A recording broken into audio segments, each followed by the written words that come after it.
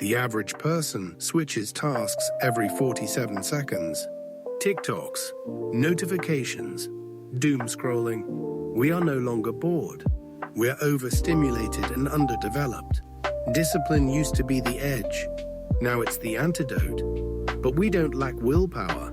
We're caught in a hijacked reward circuit. Today, we're not talking about getting your life together. We're talking about rewiring the system. Because in a world addicted to distraction, discipline isn't just hard, it's heroic. Let's talk about how your dopamine reward system has been hijacked.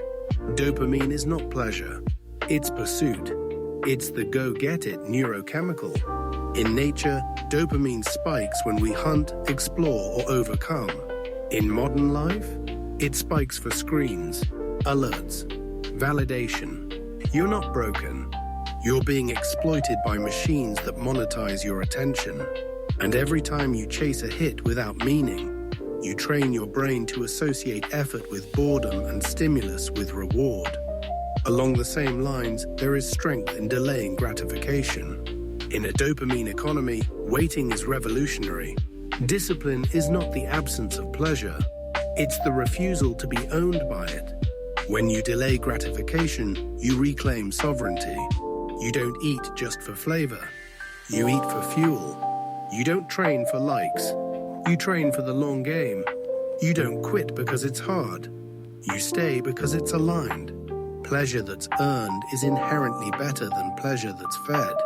Because when you've worked for it, you don't just feel better, you become better. Your mind is bilingual.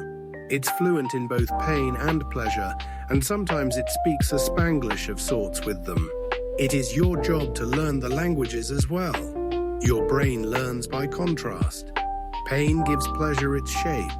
If everything feels good instantly, nothing means anything. Discipline requires pain-pleasure fluency.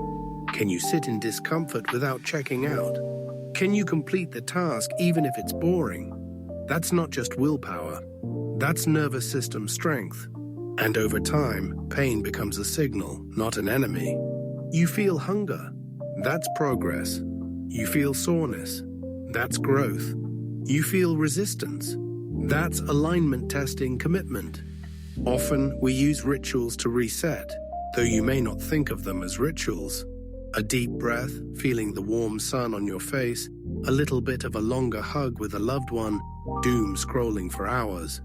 These are all reset rituals. And you don't rise to your goals, you fall to your rituals. Most people fail discipline because they try to use motivation to fight momentum. But motivation is a mood. Ritual is architecture. Rituals remove friction. Rituals automate resolve. Rituals make the hard thing default. Want to build discipline? Build micro-rituals around the first 10 minutes of your morning, the moment you face a craving, the decision point between quitting and one more rep. Rituals reduce decision fatigue. They make virtue reflexive. Remember that the climb is the reward. Modern life tells you, avoid pain, seek comfort, hack the shortcut. Ethos says, build through tension, grow through resistance, honor the climb. The reward is not the peak. It's the self you forged on the way up. You don't become disciplined to impress anyone. You become disciplined to become someone unshakable, not because life will be easier, because you'll be stronger than whatever it throws at you. Let's reflect on what we've covered.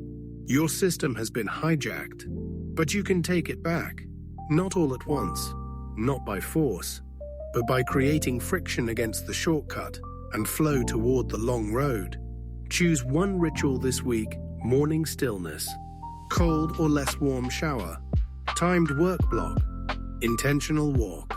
Do it daily, track it weekly. Let it anchor you, not to the outcome, but to the transformation. That's the reward, not pleasure, not even the absence of pain. Power. Power within yourself and your discipline. Power in your resilience. Power in your conviction. This is the start of the Mastery Scrolls series. Beyond understanding, into embodiment.